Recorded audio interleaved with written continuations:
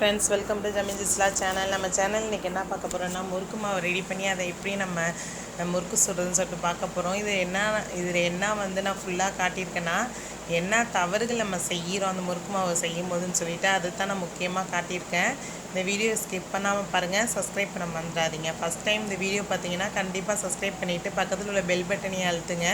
அப்போ தான் நாங்கள் போடுற வீடியோலாம் உங்களுக்கு நோட்டிஃபிகேஷன் அப்போ வரும். பாருங்கள், வாங்க வீடியோக்குள்ளே போகலாம். இப்போ என்ன பார்க்குறீங்கன்னு பார்த்தீங்கன்னா பச்சரிசி நான் வந்து கழுவி காய வச்சுருக்கேன். இதை நல்லா வந்து நம்ம கழுவி காய வச்சுக்கணும். இப்போ பாருங்கள், உளுந்து வறுத்துக்கிட்டு இருக்கேன். தகன்னு அடுப்பு வச்சு வறுக்காமல், இது வந்து ஃபஸ்ட்டு மிஸ்டேக்கு. பாருங்கள், நம்ம வேகமாக அடுப்பை வச்சு வறுத்துடுவோம், அதுக்கு சீக்கிரம் வந்து சவந்து போகணும் அப்படின்னு சொல்லிட்டு சீக்கிரம் செவர வச்சுருவோம். ஆனால் வந்து முறுக்கு பார்த்திங்கன்னா ரொம்ப சவந்த மாதிரி இருக்கும், வெள்ளையாக வராது. திட்டமாக ஒரு 3/4 பதத்துக்கு வந்து நான் வந்து வறுத்து எடுத்துக்கலாம். ரொம்பவும் செவர வைக்க வேணாம். நான் வெள்ளை உளுந்து தான் எடுத்திருக்கேன். இது என்ன மெஷர்மெண்ட்டுன்னு பார்த்தீங்கன்னா 1 கிலோ பச்சரிசிக்கு 1/4 படி உளுந்து. இதே மாதிரி நீங்கள் ஒரு படி அரைச்சாலும் சரி, 2 படி அரைச்சாலும் சரி, 4 படி அரைச்சாலும் சரி, இதே மெஷர்மெண்ட் வச்சுக்கோங்க. 1 கிலோ பச்சரிசிக்கு 1/4 படி உளுந்து. இந்த அளவுகளில் வந்து நான் காய வச்சு ரெண்டுத்தையும் நல்லா உளுந்தையும் நல்லா வறுத்து ஆற வச்சுட்டு இப்போ வந்து நான் மில்லில் கொடுத்து அரைச்சிட்டு வந்துட்டேன். பாருங்கள், நல்லா மாவு நைஸாக அரைச்சி எடுத்துக்கணும்.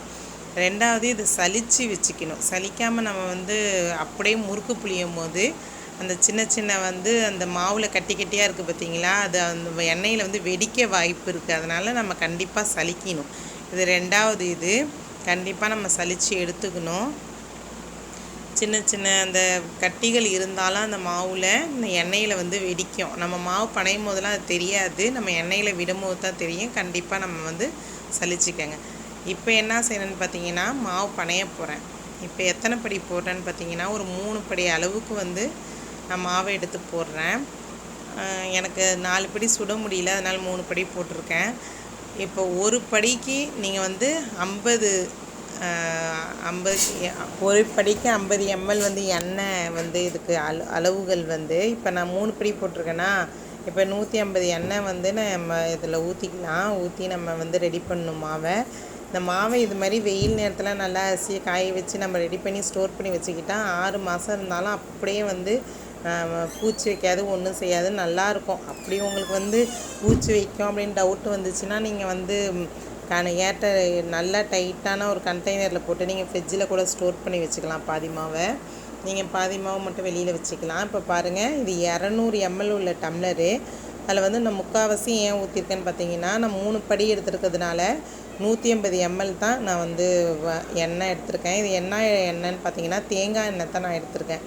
நீங்கள் நெய் சேர்த்துக்கலாம், இல்லாட்டி எஸ்விஎஸ் எண்ணெய் சேர்த்துக்கலாம், எது வேணாலும் சேர்த்துக்கலாம். இதை நல்லா நம்ம வந்து அடுப்பில் வச்சு காய வைக்கணும். காய வைக்கணுன்னா மாடியில் காய வைக்கிறது இல்லை, நல்லா அடுப்பில் நல்லா சூடு ஏற்றி நல்லா வந்து ஆவி பறக்கிற அளவுக்கு சூடு ஏற்றி மாவில் ஊற்றுங்க. மாவில் ஊற்றும் போதே நல்லா மணக்கும், மாவு நல்லா வாசம் வரும். அந்த அளவுக்கு வந்து நம்ம மாவை வந்து கிண்டிக்கணும். நல்லா சூடாக இருக்கிறதுனால கையை போட்டு வந்து கிளறிடாதீங்க, கரண்டியை பிடிச்சி நல்லா மிக்ஸ் பண்ணிக்கோங்க.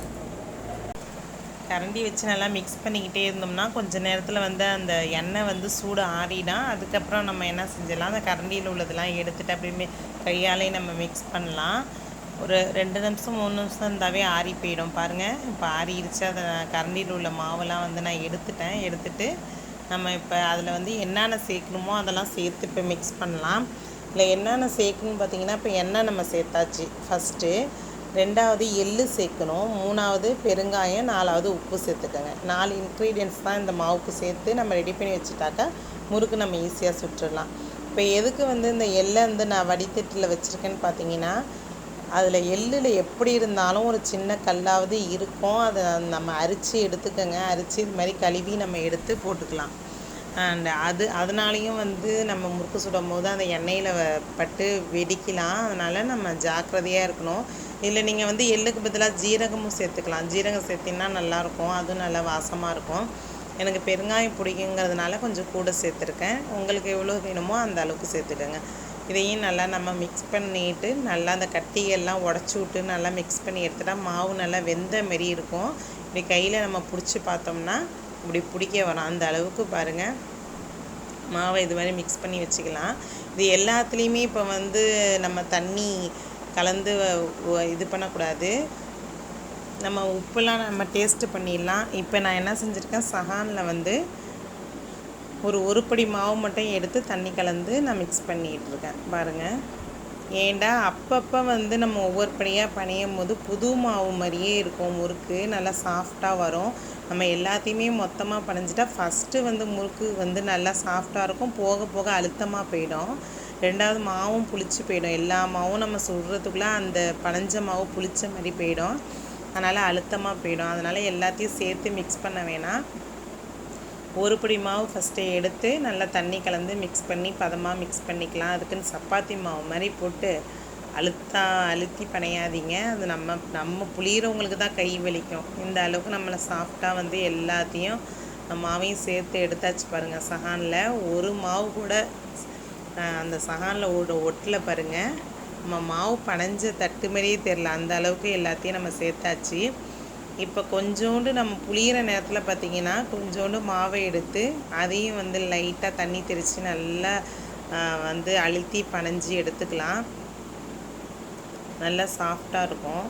இப்போ வாங்க இந்த மாவு ரெடி பண்ணியாச்சு. இப்போ அடுப்பை வந்து நம்ம பற்ற வச்சு எண்ணெய் சட்டி வச்சு எண்ணெயை ஊற்றி ரெடி பண்ணலாம் வாங்க.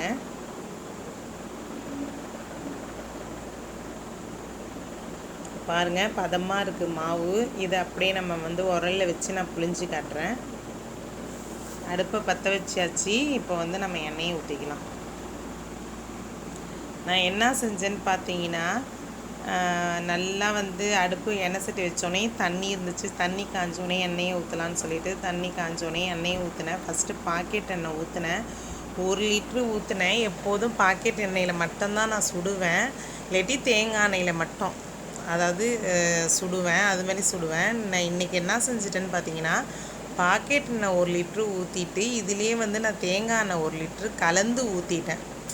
மைண்டு ஒரு நிமிஷத்தில் வந்து மாறி நான் வந்து தேங்காய் எண்ணெய் 1 லிட்ரு நிறையா வந்து நம்ம எண்ணெய் ஆடி வச்சுருக்கோன்னு சொல்லிவிட்டு நான் தேங்காய் எண்ணெய் வந்து மிக்ஸ் பண்ணி ஊற்றிட்டேன். பாருங்கள் அது சூடாகிட்டுருக்கு. இப்போ நான் கொஞ்சம் கூட எதிர்பார்க்கல. சரி நம்ம மாவை புளிஞ்சு வச்சிடலாம் அப்படின்னு சொல்லிட்டு நான் இடியப்ப தட்டில் எண்ணெயை தடவிட்டு இருந்தேன்.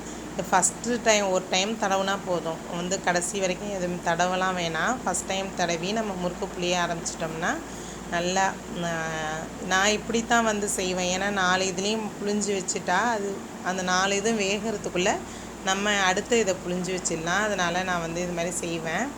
பாருங்கள் உரலில் வந்து முக்கால்வாசி தான் வந்து மாவு வச்சுக்குவேன்.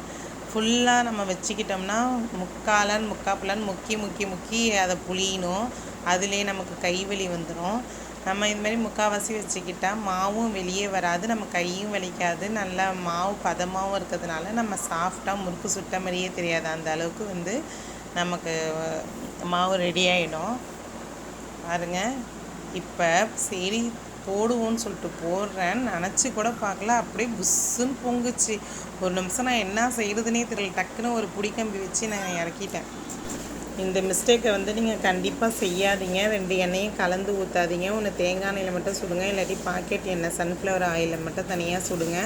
இதை கண்டிப்பாக உங்கள்கிட்ட ஷேர் பண்ணணுன்னு தான் நான் வந்து ஷேர் பண்ணேன். இந்த வீடியோ உங்களுக்கு பிடிச்சிருக்குன்னு நினைக்கிறேன். பிடிச்சிருந்தா கண்டிப்பாக வந்து லைக் பண்ணுங்கள். பாருங்கள் ஒரு 10 முறுக்கு அந்த எண்ணெயிலே தான் சுட்டேன். சரியாக வரலைன்னா அந்த எண்ணெயை நான் வடிகட்டி வச்சுட்டு இப்போ எதில் சுடுறேன்னு பார்த்தீங்கன்னா தேங்காய் எண்ணெய் மட்டும் ஊற்றி சுடுறேன். 2 லிட்டர் எண்ணெய் ஊற்றி சுடுறேன். பாருங்கள் கொஞ்சம் கூட பொங்காமல் இருந்தோடனே தான் நிம்மதியாக இருந்துச்சு. கடன்னு எல்லா முறுக்கையும் நான் சுட்டு எடுத்துட்டேன். டக்குன்னு நான் வடிகட்டிட்டு அந்த எண்ணெயை தனியாக ஊற்றிட்டு வெறும் தேங்காய் எண்ணெயில் மட்டும் தான் இப்போ சுட்டுட்ருக்கேன்.